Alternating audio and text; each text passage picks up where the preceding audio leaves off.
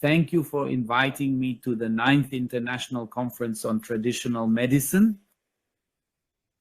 I thank you and would like to present my lecture to you, namely on thoracic blockades, the connections of the autonomic nervous system, and what we can manage with neural therapy, and if we overlook this, what clinical relevance it can lead to. I have put together my entire lecture based on these publications, and these are available as open access references. They can be downloaded and read. But the main reason is this lecture refers to this publication that we made in Turkey earlier this year. Thoracic blockades have been my focus, which I have been dealing with for the last 15 to 20 years. I presented my first publication on this topic with Springer Verlag in the Journal of Manual Medicine on thoracic blockades and the effects of neural therapy in combination with manual therapy. Vegetative nervous system, autonomic nervous system, blockades, and manual medicine. The ubiquitous distribution of the autonomic nervous system, whose functions affect all life processes when disturbed, allows diagnostic and therapeutic access to the autonomic nervous system using manual medicine and neural therapy. The definition of a disease which may involve a blockage in the spine or another joint is essentially determined by the response of the autonomic nervous system. This can, depending on the length and intensity of the stimulus, lead to a disturbance of the balance between the sympathetic parasympathetic systems and thus to a dysfunction of an organ or an entire organ system. Causes of pain in the thoracic area are varied. There was already a study published in Switzerland in 2008 where about 24,000 cases of thoracic pain were examined with the focus on thoracic complaints indicating muscular criteria, about 51%, cardiological, psychological, and respiratory. Initial thesis of neural therapy, the subject of diagnosis and therapy are functional disorders, susceptibility to disturbance, or proprioceptive afference. The proprioceptive afferents come from all body regions associated with the segments. Functional disorders spread in a chain through all metameric structures, first through muscles, then the fascia, and subsequently over joints. The thoracic area is diverse with joints, namely both the ribs, also the axial organ, and the sternal area are diverse joints. The more joints we have, that means the supply is multifactorial, and these can lead to disturbances.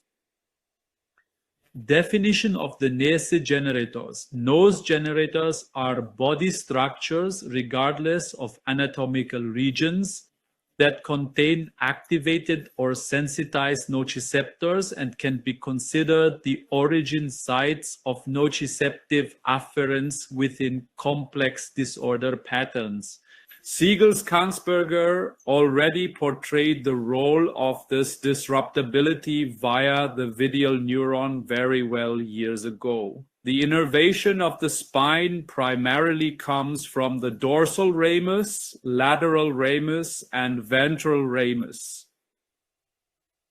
The effect of segmental dysfunction, regardless of which system of the organism is considered, is complex, interconnected, resonant, dynamic, and energetically open. As quantum systems, it is greatly simplified that the actual value is constantly compared with the target value, and through sensors, detectors, and effectors, a dynamic equilibrium with good regularity is maintained, which we consider as homeostasis. The misalignment of the orientation points indicates to us that we find the origin of many issues in the thoracic region. Here is a small note on the autonomic nervous system. One branch is the sympathetic and the other branch is the parasympathetic. The sympathetic originates from thoracic 1, L2, and the parasympathetic more in the craniosacral area. Here is the original head zone where we present the maximum points, which I see quite differently. Spinal nerves that originate in the thoracic region, whether thoracic 1 to thoracic 12, already indicate clinical organic disorders. Irritation or a blockage of thoracic 1 or a spinal thoracic 1 can indicate heart, lung, and esophageal dysfunctions, ultimately active trigger points in the scalene muscle or intercostal muscle or sternocleidomastoid can originate from thoracic 1 on the spinal nerve, although we rather attribute this muscle to accessory nerve supply. Thoracic 3, thoracic 4, if we consider as an example, is the bronchus esophagus of the lower thoracic organs. They can be related to the intercostal muscle of the lumbar muscle. Thoracic segments also have clinical correlations to certain conditions. Also here considered as an example, thoracic 1, thoracic 2, the internal organs, heart and lungs can be affected. Ultimately, the patient complains about the following symptoms, which are ultimately due to the irritation of the sympathetic nervous system, namely tachycardia, hypertension or blood pressure, functional cardiac disorder. Thoracic segments are clinical correlations, even more diverse. If we consider, for example, if we see here in the case of a blockade in thoracic 1 and thoracic 2, not only the heart and lungs are affected, but also the middle, that is the head, neck, and lower and upper extremities are involved. The associated nerves in this sense are the brachial plexus from C5, thoracic 1, and irritation in this issue is also attributed to the stellate ganglion in prepare for the possibility that headaches, cervicogenic issues, diseases, upper extremity paresthesias, etc. can arise in this regard. Therefore, thoracic dysfunction in terms of the sympathetic nervous system is more diverse and can cause complex problems. Neurological relationship. When we consider the cervical spine, the neurological connection of the entire cervical spine has its sympathetic origin from thoracic 1 to thoracic 4. So a problem, as we classify the old cervical spine, can have its origin in the thoracic area with disturbances of the sympathetic nervous system, namely an issue 10-0-10-2 of the visceral structure can irritate the vagus, or an upper thoracic dysfunction can lead to vagus dysfunction. Conversely, in the middle cervical spine, the visceral structure via the vagus nerve, the supply of the diaphragm, the supply of the pericardium, the point, the supply of the heart and lungs can be considered through the vagus. The neurological connections of the thoracic spine, when thoracic 1, thoracic 4 are affected, we mostly have disturbances in the head, cervical spine, and thorax. The middle thoracic area, thoracic 5 and thoracic 9, involves the irritation of the stellate ganglion, cellular ganglion. This means many internal organs are involved in this sense. In the lumbar spine, the sympathetic nervous system for this area originates from thoracic 10 to lumbar 2, and predominantly when we consider many chronic pains, which we attribute to the lumbar spine, are quadratus lumborum. They may not have their causes in the spinal supply. Thoracic 12 and lumbar 3 are located. There can also be sympathetic innervation in thoracic 10. There are various studies. I would mention a few here. A study by Henderson, rib mobilization led to a reduction in the peripheral tone of the sympathetic system, measured by the decrease in alpha amylase and saliva. Parasympathetic and hypothalamic pituitary changing parameters do not change in the process. A unilateral dysfunction at segment thoracic 3 leads to a position-dependent unilateral escape reaction. This means overheating, redness, and sweating in the neck and facial area due to irritation of the sympathetic cervical ganglia. The sympathetic nervous system, as part of the autonomic nervous system, plays a central role along with the neuroendocrine system and the scleromotor system in processing internally and externally processed afferents to the central nervous system. In this process, the sympathetic nervous system has a regulatory influence on afferents of the deep somatic and visceral body tissues, the central nervous system, which can be mediated by neuronal, humoral, and hormonal factors.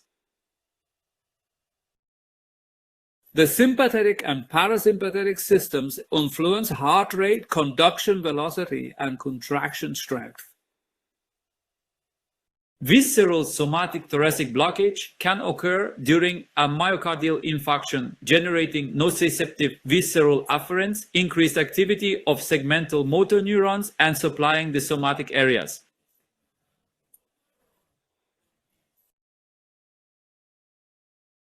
There is a left paravertebral contraction from thoracic 2 to thoracic 4.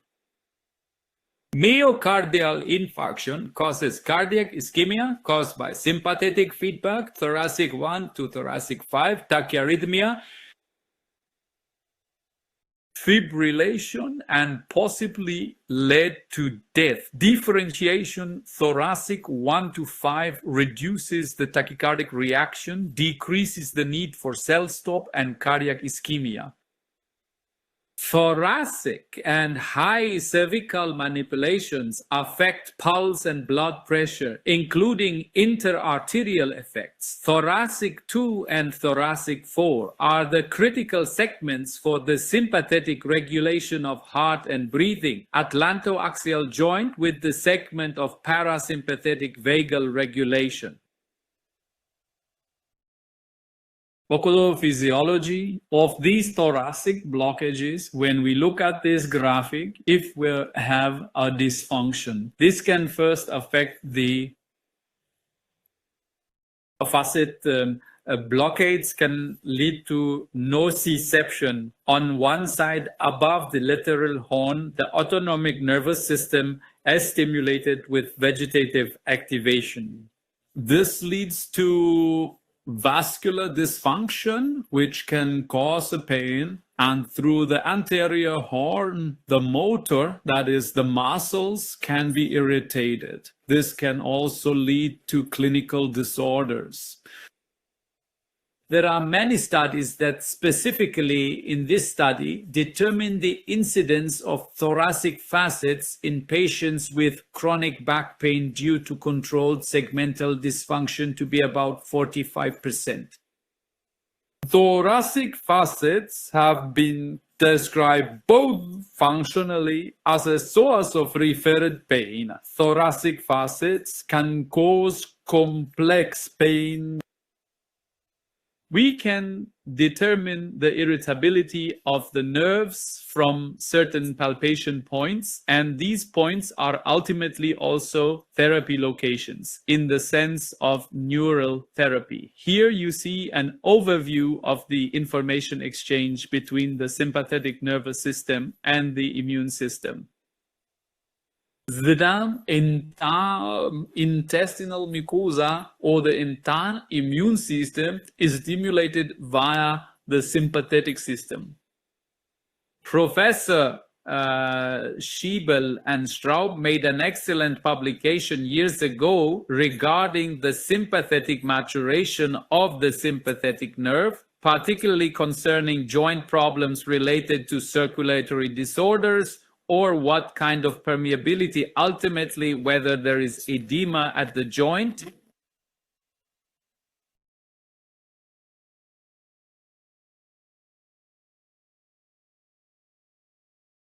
When inflammation arises, it is also due to the irritability of the sympathetic nervous system. Inflammation in the joint can ultimately lead to inflammation and affect the nervous system through the irritability of the sympathetic nervous system.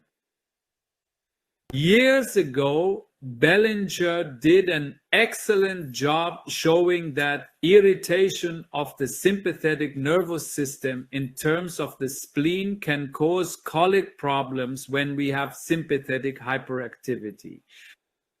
First, it will cause a local immune dysregulation and subsequently trigger a sympathetic inflammation. However, if you have a local dysfunction in any joint or muscle, it will stimulate systemic inflammation in the long term, leading to hyperactivity. The connection of the autonomic nervous system with chronic diseases, where many of these diseases have their cause in the thoracic region, is important in this sense in thoracic blockade and sympathy. The connections of the diagnosis. The functional disorder constitutes the largest part of the radiation which we predominantly have in the thoracic area. Vegetatively induced pain, mostly triggered by interference, is mediated through the autonomic nervous system and is not related to the sacrum itself, producing pain. Interconnections are very important in this sense. Carl Levitt stated a very fundamental sentence years ago. The brain core can recognize a single muscle. Only function occurs. That means no matter where the problem is located, it causes a functional process to become dysfunctional in the long term. Every movement is the coordinated sum of a single muscle activity. A disturbed muscle in the system affects other muscles within such functional chains. This means any muscle function disorder can lead to a misalignment syndrome.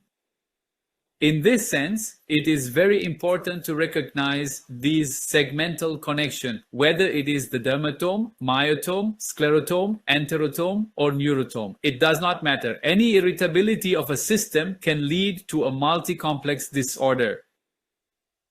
Biological processes occur centrally and peripherally, with corresponding implications for diagnostic and treatment strategies.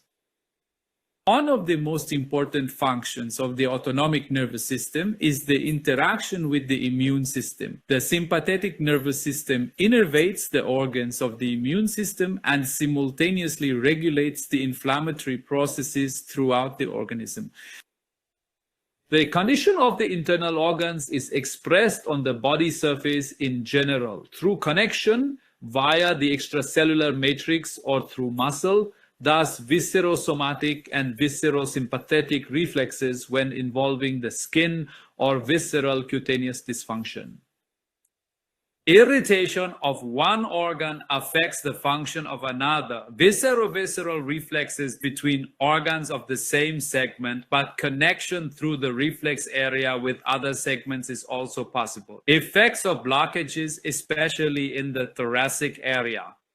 The spine can cause many symptoms like dental disorders, headaches, heart rhythm disorder, swallowing disorder, light weight disorder, or telekinesis cause. Spoken as you can persist for years and can be balanced by a single manipulation or, if necessary, from the right spot with a neural therapy injection.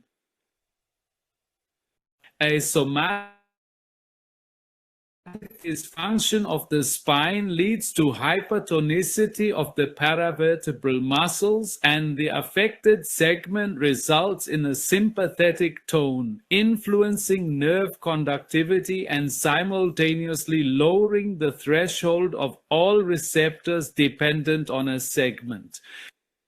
Neural therapy and therapeutic local anesthesia involve a local anesthetic on afferent pathways injected with the aim of interrupting the conductivity and thus the transmission of nociceptive information, that is, to erase it. In the case of sympathetic blockade, the local anesthetic is infiltrated into the sympathetic trunk, thereby interrupting the sympathetic regionally.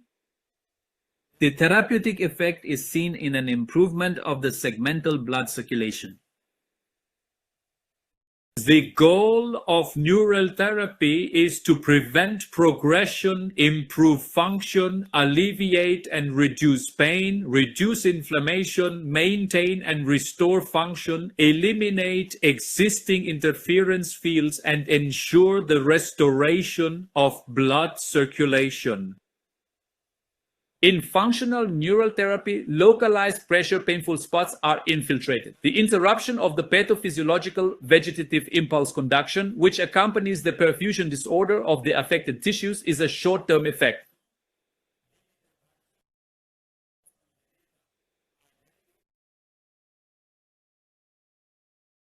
And that has to do with the half-life of the local anesthesia. Transient increase in perfusion at the injection site with constructive over the duration of local anesthesia, sustained normalization of tissue trophism and thus tissue function. This is more of a long-term therapy, which we rather support in neural therapy.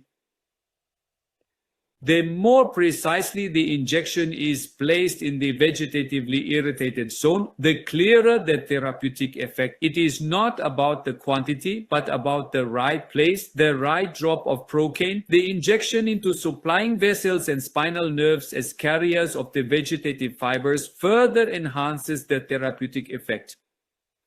Ganglia as segmental centers are particularly suitable as injection sites.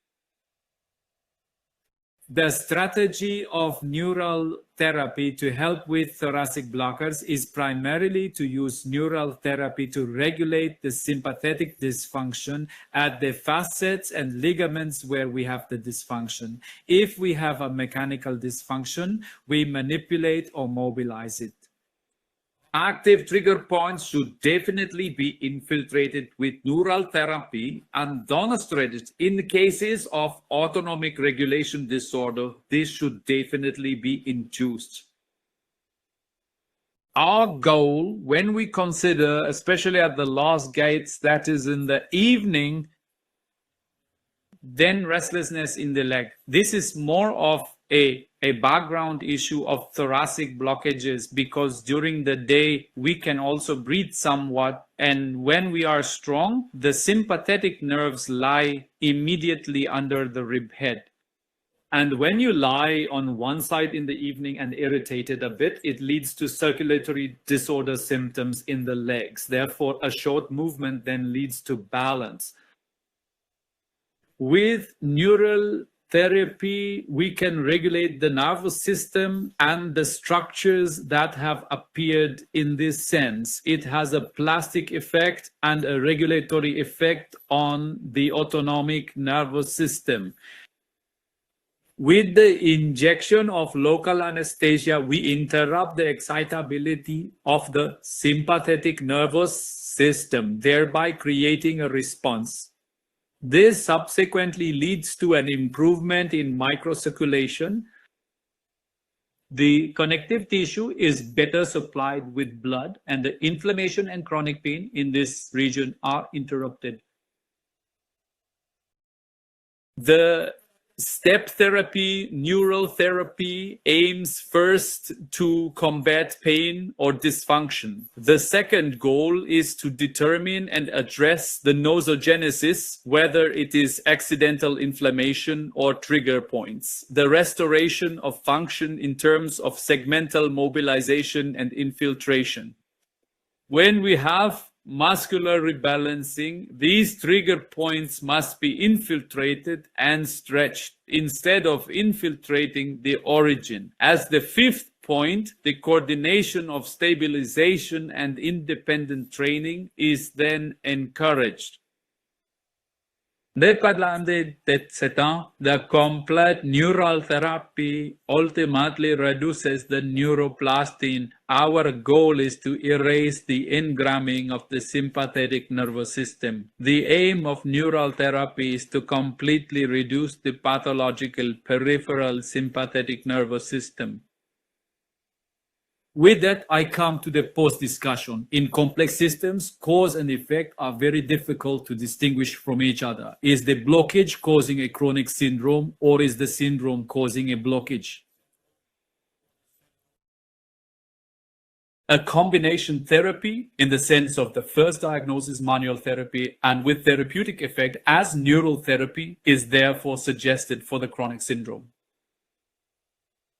It is as follows: regardless of the origin of a nociceptive degeneration, whether it is at the joint, the spine, the muscle, or this, they all come down to the BDM. The body is capable of down-regulating this. If that does not happen, it leads to motor and sympathetic system activation at the segmental level in the periphery. If the segmental issue is not resolved, this information tries to reach higher centers, brainstem, thalamus, limbic system, and thereby differentiate from the system. In this sense, at this phase, antidepressants work, but only short term. This allows us to reduce the stimuli again. But if that is not resolved, whether in the higher centers or in the motor part, it ultimately leads to the disturbance of hyperalgesia, allergy, spontaneous pain, and referred pain, projection pain. And we can precisely at the site of irritability in neural therapy and in the segments with functional disorders, use manipulation to reduce these principles of afferent stimuli and bring about therapy.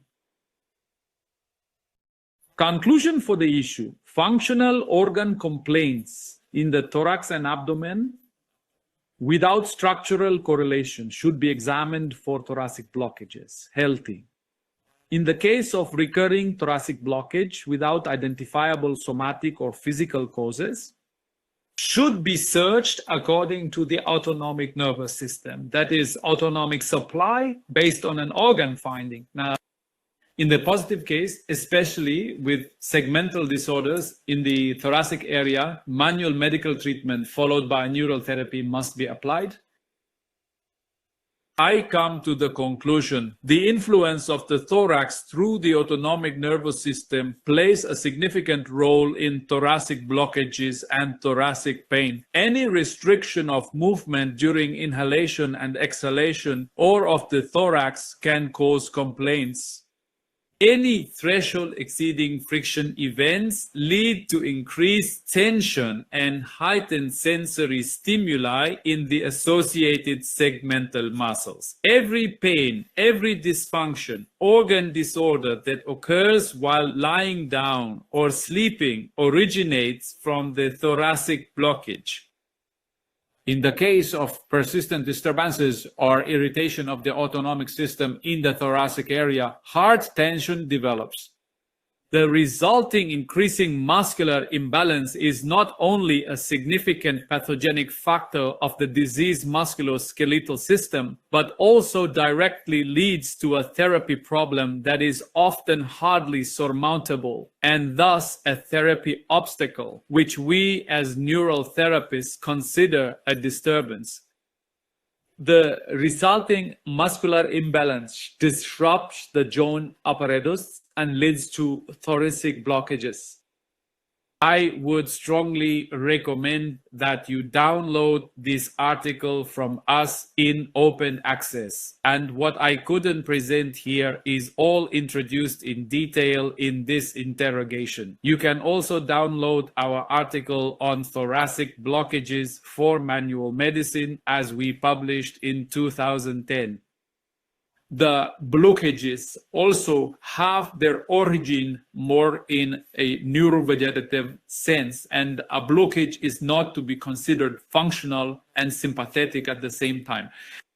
In addition to this article, I have presented the literature references on neural therapy can also be read from these books. I thank you all for listening to me. Thank you very much and wish much success for the further proceedings of the Congress.